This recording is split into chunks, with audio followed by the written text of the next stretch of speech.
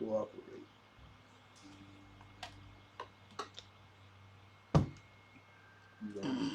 Don't tune it. Don't expect it to cooperate.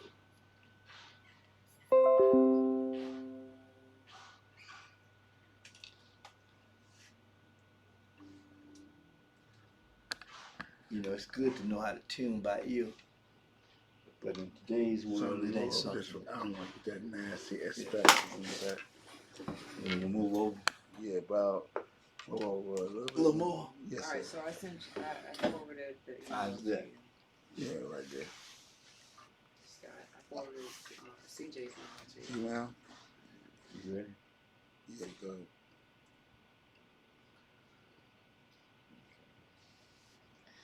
I'm tuning this bass. Getting ready to.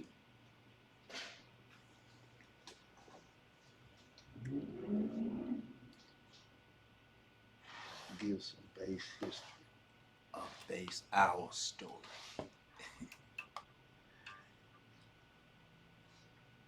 Bass facts. All related to the bass of whatever it is.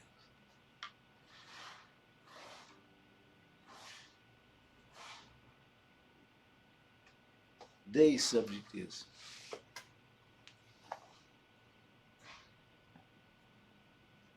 confused respect. We get into confused respect by accepting the narrative about people, and we uphold these people and because of the narrative, not because of what they actually did, but the narrative that's around. Today it was brought to my attention about something that I've spoken about. The man who I feel put us back into slavery. His name was Booker T. Washington. They called him the great educator.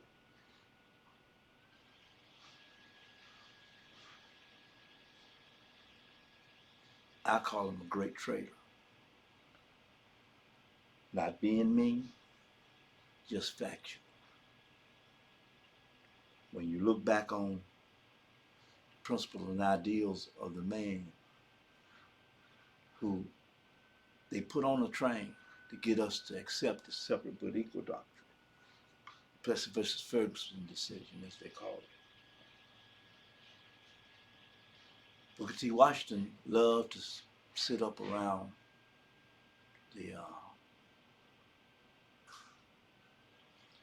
people in control of that time.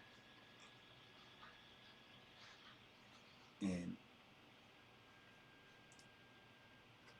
he would do anything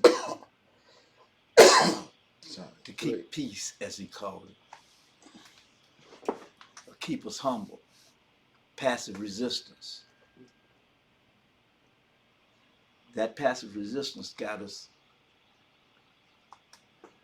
the Plessy versus Ferguson decision. Since Plessy didn't want to ride the train with none of us, he sued. It was ruled that everything should be separate and equal. Well, it should be separate.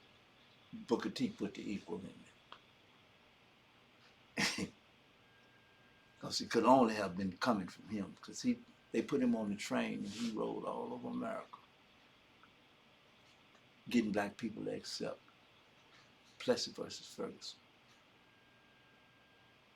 and that they should have separate but equal everything. After slavery, we took over America economically, because like the people you see at the borders today, after slavery, we bomb rushed the cities, all trying to get away from that plantation. And find that glory life that had been fed to us because we were in slavery and in the fields. We ran away from the fields and went into slavery. We were in bondage on the white man's plantation, but we put ourselves in slavery. But the beginning of it, we fared like all immigrants into America. We moved into the infrastructure of America and took over all of the businesses that had to do with services and building, because we had the skills. We'd been on the plantations. We came with all of the skills to make money and make coinage. Consequently, as a people, we collected most of the coinage that was in America through our labor and our mass labor. And the white man realized that we had all the money from our labor, selling the plows and making the plows and the shovels and the wagons and the clothes and everything that they used to migrate west. While they were migrating west, between 1864 and say 1924, I'll say. In that period, we sold everything. We made almost everything durable, because we had come in with the skills. We took over all of the cities, just as you see the migrants doing now. Same thing. It was, we started that. What happened was Booker T. Washington, after being put on the train to get us to accept PLESSY, told us all to pull ourselves up by our bootstraps. Now, many people didn't have boots, especially those people who never rushed the city, those who still lived in the rural areas. And the only thing that they had to survive off of was what they worked for on the land. In the cities, you could beg, borrow, or steal, whichever you chose to do. It was there to be done because of the mass amounts of people. After what they did was put him on that train and send him out into the rural areas, because most of the people still were in outlying places. Like you see all the railroad tracks going through the black neighborhoods today. That was designed back then. They were always the only way black people could live. The railroad could ride through there so that the soldiers could pull the trains up there and just mount the big machines on and just mow you down. And usually the soldiers that they used in that period of time was what they called buffalo soldiers. They became cavalry, but they were the ones that they would use to quell down black insurrections.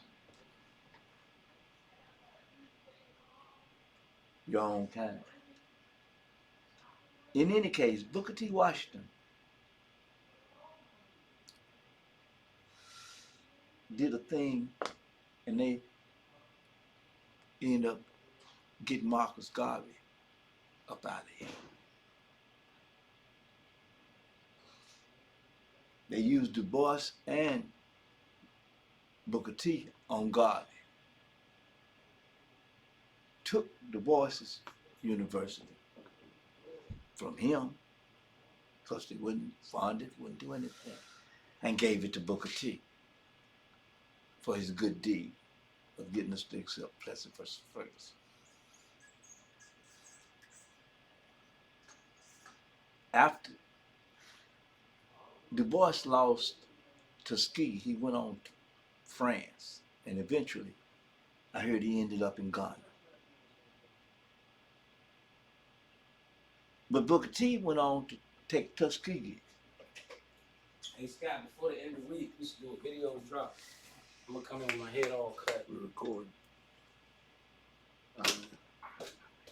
He said Booker T. I edited it, don't worry. Booker T allowed the government to run syphilis experiments on black people under his watch at Tuskegee. He was the man in control of all of that occurring.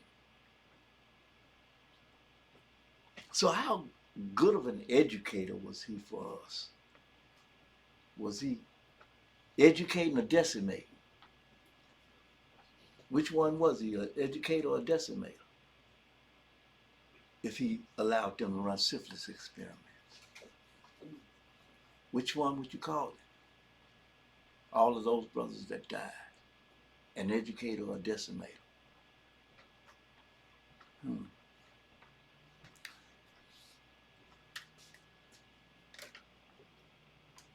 I like to know and think that what I've just said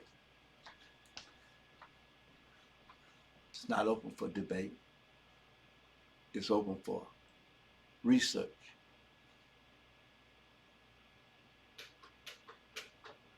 That's all it's open for. Because we tend to want to talk and argue about things. This is not a debate, an argument. This is just a statement of base facts. That's it. Huh? I like that. Huh?